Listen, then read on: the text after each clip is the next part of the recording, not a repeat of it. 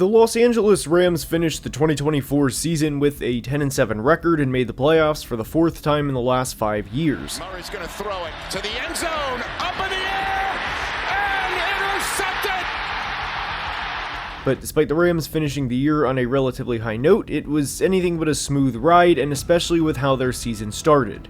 This team was 1-4 entering their Week 6 bye, and through 11 games were just 5-6 before winning their next 5 games to be able to be in a position where they could rest their starters in a Week 18 game against the Seahawks. As we know, the Rams absolutely dominated the Vikings in the wildcard round with a score of 27-9 before falling to the eventual Super Bowl champion Eagles in the divisional round with a score of 28-22. Rams season ends with 10 regular season wins, an NFC West title, plus a wild card signature victory. I know moral victories are the last thing people want to hear or talk about, but with where this team was at a point last year, especially with all of the injuries they sustained, I thought this was a good end to the 2024 season.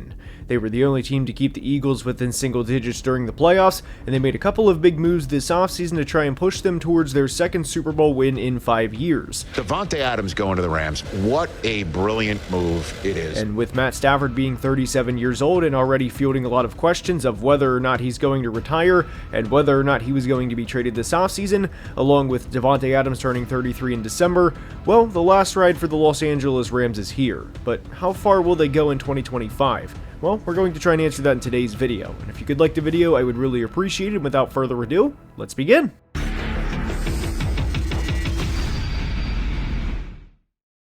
And we are starting today's video by discussing who the Rams brought in this offseason and who they lost prior to the NFL draft. They made one trade in March, and it was with the Bears, which sent guard Jonah Jackson to Chicago in exchange for a 6th round pick. I was kind of surprised the Rams made this trade, mainly because I would have rather had Jonah Jackson than a 6th round pick, even just for depth along the offensive line, but nonetheless, he is now in the Windy City. They also released former Super Bowl MVP Cooper Kupp on March 12th, and less than 48 hours later, on March 14th, Kupp went home and signed with the division rival Seattle Seahawks. I wasn't surprised the Rams released Kupp because for as good as Cooper is when he's on the field, that's been kind of a battle within itself, as Kupp has played in just 33 of the last 51 possible regular season games, and as we know, the best ability is of course availability. They also replaced Kupp with future Hall of Famer Davante Adams, and I know Davante's breakup in Las Vegas wasn't pretty, and the Jets season last year obviously wasn't either, but Davante still went for over 1,000 yards for the 5th straight year, and ultimately the 6th time in the last 7 years. He's still a really good player and has played in 48 of his last 51 possible regular season games, and obviously with having Puka Nacua on the roster, Davante doesn't need to be a 1,500-yard player that scores 14 touchdowns like he did in his first year in Vegas a couple of years ago. I really like the Davante Adams signing because this is a clear push towards a Super Bowl title, and I think this will prove to be a great move in the long run. And despite how good the Rams front four is at getting after the quarterback, you may be surprised to know that they finished 26th in yards per carry allowed last year, as well as 21st in both defensive rushing DVOA and defensive rushing EPA per play.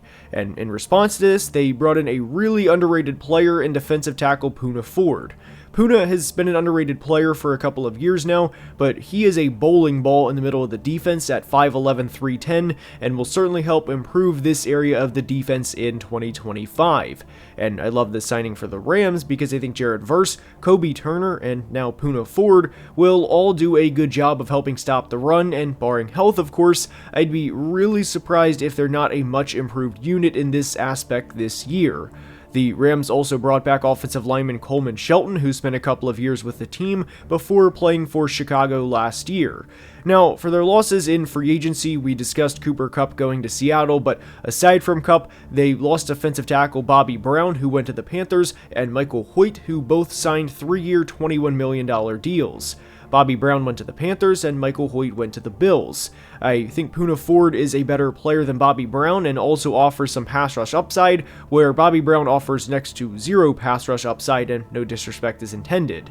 Michael Hoyt is a solid player, and I've really enjoyed watching the way the Rams utilize him over the past few years because in some ways, he's kind of a one-of-one player, at least with his body frame and how he was used in LA, but I also think it's fair to say I don't think this defense is going to be broken by the loss of Michael Hoyt. Receiver Demarcus Robinson also went to the 49ers, and this is definitely a noteworthy loss because he had 7 touchdowns last year, which was a career high, as well as over 500 receiving yards. Not an irreplaceable loss by any means, but definitely worth noting. I thought LA improved the roster by bringing in Devontae Adams and Poona Ford, and even bringing back Coleman Shelton, while still clearly in a Super Bowl window, and even in a year where they had over $50 million in dead cap money, which ranks 9th in the NFL in 2025. Now, with the 2025 Rams defense, this is a unit that should improve with one stipulation, and the stipulation is that they can defend the run a lot better than what they did last year. This team improved significantly down the stretch as they had a 5-game span where they allowed 14 points or less in 4 of 5 games, and if you were wondering, the lone game they did not allow 14 points or less was the Bills game, in which they allowed, you guessed it, 42 points. Now, with the way the Rams season ended, or at least compared to how it started, I think there are a few misconceptions as to how the Rams defense actually was last year, and honestly the entire team for that matter too. Believe it or not, the 2024 Rams actually had a negative point difference as they were outscored by 17 points by their opponents last year. They also finished 26th in defensive DVOA and 27th in defensive EPA per play. But I have higher hopes for this team this year because of the additions they made this offseason to try and improve their run defense, which in turn will allow guys like Jared Verse, Braden Fisk, Kobe Turner, and Byron Young to get after the quarterback. We mentioned Poona Ford, of course, but they also selected Michigan pass rusher Josiah Stewart in the 3rd round, and I think he'll improve the run defense too. And one thing that's not discussed all that much with Jared Verse, at least as much as it probably should be, is he is a really good run defender too. Obviously, everyone knows how good he was last year and getting to the quarterback as he finished top 5 in the NFL as a rookie in pressures, which is an insane accomplishment on its own, but he can hold his own in the run game too. If I do have one bold prediction for the 2025 Rams season, it's that I think Jared Verse can win the Defensive Player of the Year. I am really high on Verse entering 2025 and think he will be a future DPOY at some point in his career. And he's in a good situation to succeed as everyone else is along the defensive line too. As long as the Rams can get opposing offenses to 3rd and 7, they're going to be fine. Admittedly, where I have a lot of concern is with the secondary and more specifically the corners. The Rams' top 2 outside corners are Darius Williams and Akella Witherspoon, and they are both north of 30, and that is certainly something to note as we enter the season. Kobe Durant is entering year 4, and I don't think Kobe is a bad player by any means, but I don't think he's going to play at a high level and be a Pro Bowl level corner or above average corner the way this defense needs someone to be. I love Durant's versatility, but I am a little worried about the ceiling of this corner room. I also really like Quentin Lake and what he brings to the table, but again, I worry about how the secondary will play when it's hell or high water. Now, one player within the secondary I love and am really high on entering 2025 is second-year safety Cam Kitchens. I liked Kitchens a lot coming out of Miami and wondered while the 2024 draft was happening why such a high IQ, high floor safety fell to the end of the 3rd round, and thought the Rams got a steal in Kitchens when he was drafted. Linebacker Omar Spates did a really solid job as a rookie UDFA last year, and I think there's a chance he can build on the rookie year he had. Now, I don't think Troy Reeder is a player that should be relied on at this point, at least not consistently, but one player I really do like and think could be a starter by season's end is Ole Miss linebacker Chris Paul Jr. Obviously, no relation to the basketball player if anyone is wondering. I was shocked Chris Paul fell to pick 172 as I don't think there was close to 171 better players in the 2025 draft than Chris Paul, but I thought he was a linebacker who was a really solid player in college that didn't have a lot of weaknesses in his game. And my biggest thing with the 2025 Rams defense is as long as they can stop the run at an average level and show improvement in run defense from where they were last year, this should be a much improved unit and one that can very easily get to the Super Bowl.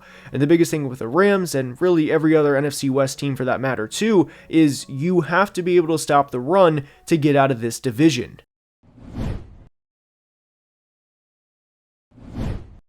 The 2025 Rams rookie impact. I'll be honest, I'll get straight to the point. I think this will be the shortest rookie impact segment we have of any of the 32 NFL team previews we do this summer, and it's for a couple of reasons. The main reason that it boils down to, though, is because every single draftee that they have will have somebody, if not multiple players, in front of them on the depth chart. So you look at what they did in the 1st round, which, by the way, I thought was tremendous for the Rams to go from pick 26 to move back to 46, and yes, they also traded a late 3rd round pick, but they received a 2026 first-round pick. I thought that was a tremendous job by Les Snead to acquire another first-round pick, and I wouldn't be surprised if we're approaching the trade deadline this year and they use that said first-round pick to try and trade for somebody else. We'll see how that plays out over the course of the 25 season, but for the Rams rookie impact specifically, Terrence Ferguson is not going to have that much of an impact because he's going to be the second tight end on this roster behind Tyler Higbee. So in order for Terrence Ferguson to really have, a 50 or 60 catch season,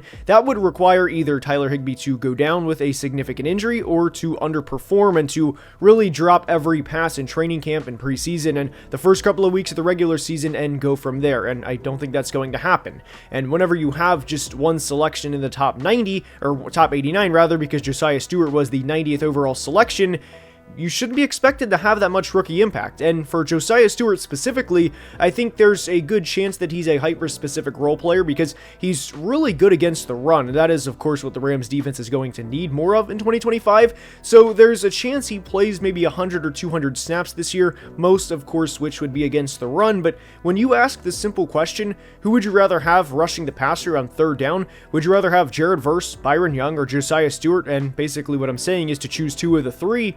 You're going to choose Jared Verse and Byron Young. So inevitably there's going to be a limited role for Josiah Stewart as well. And then you look at Jarquez Hunter, which was their third selection of the 2025 draft, a running back from Auburn. And I know right now Kyren Williams is kind of in a contract situation because he's entering the final year of his deal, although I don't think he's going to sit out the year by any means. But even without Kyren Williams, you still have a player that was selected in the top 85 last year in Blake Corum, who I think will be a good player and I think will kind of have a Kyren Williams path where he doesn't produce a lot in his rookie year but will eventually become a solid contributor for the Rams. So if you want Jarquez Hunter to produce, either Kyren Williams or Blake Corum is going to have to go down with an injury, and obviously we don't wish that to happen. So whenever those are your top three picks in the 2025 draft, or any draft for that matter, inevitably the rookie impact that you're going to have is going to be limited. But at the end of the day, this is a really, really solid roster, and I wouldn't be surprised at all if they go to the Super Bowl this year and ultimately win their second Super Bowl in 5 years. Unfortunately for Rams fans, they're just not going to have a lot of rookie impact, though like I said, I think Terrence Ferguson will be this team's starting tight end in 2026. Honestly, I think the biggest chance that the Rams have for true rookie impact is with fifth-round linebacker Chris Paul. I really, really liked Chris Paul as a linebacking prospect this year out of Ole Miss. I think he's a high-floor guy, and I think he's also a pretty high IQ football player, and as simple as this idea is, the more high IQ football players you have, the better chance you have of winning a football game, and I refuse to believe there were 171 players in this class better than Chris Paul. I think there's a very real scenario where he takes over for Troy Reeder midway through the year, and that he's not only a starter, but a really solid starter by season's end. And again, admittedly, I am a lot higher on Chris Paul than the national media was, but I think he's a really good football player. And if there is going to be a player to have substantial rookie impact, I think it's going to be Chris Paul because of the situation that's in front of him. I did like Pitt wide receiver Kanata Mumpfield, a player the Rams selected at pick 242, but just thinking out loud, is he going to come in as a 7th round selection and take reps over Jordan Whittington or Tutu Atwell or Puka Nacua or Devontae Adams, much less the last two, by the way? And the answer is no. I think that Kanata Mumpfield will make the 53-man roster, but when you look at the rookie impact for this team, I don't think there's going to be a lot this year outside of Chris Paul, but I do want to credit Les Snead in terms of how they are building this roster, and it kind of goes back to the 2023 draft where they entered the 23 draft in a not great situation because they were coming off of a 22 season in which Matt Stafford, Cooper Kupp, and Aaron Donald all got injured, and that year, the year after the Super Bowl, they were really just a star-studded roster, and whenever you have a star-studded roster like that, if one of the guys go down, much less all three of the guys go down, and Jalen Ramsey was also a part of that roster, but the point is, you are going to be setting yourself up for failure because if one guy goes down, then in a lot of ways your season is over. So it really started in that 23 class by bringing in guys like Steve Avila, Kobe Turner, Byron Young, and of course Puka Nacua, and then building on that last year with guys like Jared Verse and Braden Fisk and Cam Kitchen. So the Rams really went from the F them picks era to really building through the draft, and we've seen that pay dividends over the last couple of years. Ultimately, I think the 25 class is more of a foundation for where they want to be in 2026, but in terms of overall rookie impact this year specifically, really outside of Chris Paul, and even that's kind of a gamble in itself, I don't think there's going to be all that much rookie impact for the 2025 Rams. With the 2025 Rams offense, the biggest thing that we are going to hammer home is health. Unfortunately, there was a large chunk of last year where the Rams not only had Puka Nacua out, but Cooper Kupp also missed time. Tyler Higbee was, of course, recovering from an injury from the previous season. They had a couple of offensive linemen out, and inevitably, when you have a couple of offensive linemen out, Kyren Williams also did not have a good year from an efficiency standpoint. And the 2024 Rams, again, despite how the season ended with a near win in Philadelphia, I'll be honest, a lot of the time the offense was pretty ugly last year to watch, and again, that's for several reasons. It's not because Matt Stafford stinks or Sean McVay doesn't have it as a play caller. It's because the offense was hindered by injuries. And for reference, when Puka came back in week 8, between weeks 8 and week 17, Puka had 955 yards during that span in 10 games. The Rams went 8-2, and if that would have contributed for, or if that would have been on pace for a 17-game season from Puka, he would have had over 1,600 yards. So that is going to be the biggest thing. Now, one thing that I will also add within Puka's 955 yards in 10 games is, while the Rams were moving the ball up and down the field at a pretty solid rate, there were a couple of games where there was not just a little bit, but what I thought was pretty substantial meat left on the bone. Now, for the Rams' sake entering 2025, I think there's a couple of narratives right now that are really driving this team up, and I do think that there is a possibility they win the Super Bowl. I don't want that to be mistaken, but there were a couple of times last year, I specifically look at the 49ers game, the Jets game, where they could have put up a lot more points than they did. And obviously, whenever you put up 44 against the Bills, and then when you dismantle the Vikings the way you did in the wild card round, inevitably that's going to propel you up. But the Rams cannot have the type of just lackluster performances they had down the stretch of the 25 season and hope that everything's going to work out. And that's going to be my biggest thing with this team this year. Now, positively, I will say, if the offensive line stays healthy in 2025, guys, this is going to be a really solid unit. As from left to right, they're going to have Alaric Jackson, Steve Avila, Coleman Shelton, Kevin Dotson, and Rob Havenstein. And as long as those guys can stay healthy, and as long as Puka and Devontae can get out there for at least 14 or 15 games total together, this is going to be one of the more lethal units. The Rams are probably going to run a lot of 11 personnel, and then you're going to have not only Puka and Devontae out there, but also Tyler Higbee and a combination of Tutu Atwell and Demarcus Robinson, and I would expect this offense to look significantly different than what they did at times during 2024. Now, one thing I do want to hammer with the 2025 Rams team preview is I thought the Rams 2024 offense underperformed in really about a quarter of their schedule, as they had not one, but 4 bad games down the stretch, at least relative to how I thought their offense should have performed. And we discussed 2 of them in the 49ers and Jets game, at least not maximizing what they could have. And I definitely think that applies in the Cardinals game and the Saints game down the stretch too. And unfortunately for the Rams, they had Puka Nacua and Cooper Kupp miss time. And inevitably, when you have your top 2 receivers miss time, obviously you're not going to perform to that level. So for the Rams to still finish 10th last year in offensive DVOA, to me speaks volumes as to where Sean McVay is as a play caller and where Matt Stafford is as a quarterback to be able to still execute what is in front of him despite not having the weapons around him. And that also applies to the offensive line too. Now, with Kyren Williams' numbers declining from 2023 to 2024 from an efficiency standpoint, I don't think it's a matter of him simply falling off and that his body is already breaking down. Obviously, that can be a very sensitive discussion with the running back position. Again, it is worth noting that Kyren Williams averaged 5.0 yards per carry in 23, and that declined to just 4.1 in 2024, and even his yards after contact went down half a yard from 23 to 24, but I don't think it's a matter of his body simply failing him due to the workload sustained in back-to-back years. But hypothetically, let's say it is, they still have Blake Corum, who they spent a 3rd round selection on in the 2024 draft, and I know Blake Corum did not have the rookie year that he was hoping for, at least when he was on the field, but guess what? Kyren Williams didn't have a good rookie season either back in 2022, and I'm not writing Blake Corum off and saying that he's done after 1 year. I still think there's a path for Blake Corum to succeed if the worst comes to worst with Kyren Williams, which ultimately I don't think it will. But again, even if the worst comes to worst with Kyren Williams and Blake Corum, Sean McVay himself has said that he's really high on Jarquez Hunter, a 4th round selection from this year. The biggest thing that I continue to go back to with the 2025 Rams preview is health, because they still finished 10th in offensive DVOA last year despite having several reasons not to. They not only won, but dominated a playoff game against the Minnesota Vikings, and they showed that they were clearly the more physical team and that they were ready for the battle. And honestly, that's what it comes down to a lot of the times in the postseason, is who is the more physically imposing team. And obviously with Jared Verse and Braden Fisk and Byron Young, and everybody along that defensive line, Kobe Turner, by the way, as well,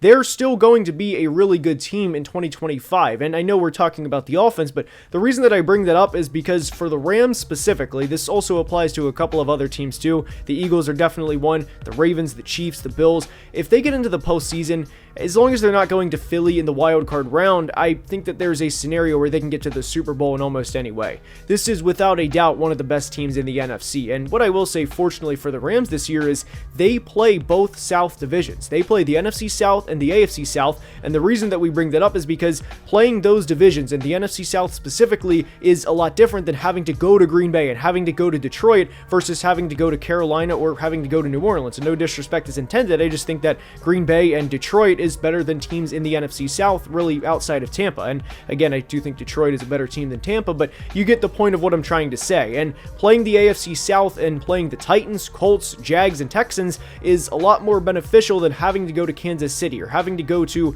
ironically, SoFi to play the Chargers, or Denver with the elevation disadvantage, or even the Raiders now, because they're going to be a true pain in the rear end to play. So when you look at the benefits that the Rams have from a schedule, as well as the improvements that they made this offseason, really outside of a game at Philly and a game at Baltimore, I don't look at any game on the schedule and think that it's going to be an automatic loss. And not to say that they're not going to compete in Philly or compete in Baltimore, because they will. I just think that they will lose those games, but the other 15 games, there's absolutely no reason they can't win them. Now, I'm not going to say that they're going to go 15-2, but realistically, there's no reason that this team shouldn't go 11-6 or maybe even 12-5 and win the NFC West for the second consecutive year. This is a really, really talented team, and honestly, we haven't said this about many teams so far in the team preview series, but their team ceiling is a Super Bowl win. I hope you enjoyed, and if you did, please like the video and subscribe, as we are closing in on 200,000 subscribers, and I cannot thank you guys enough for the support. Until next time, please be safe and have a great day. Love you guys.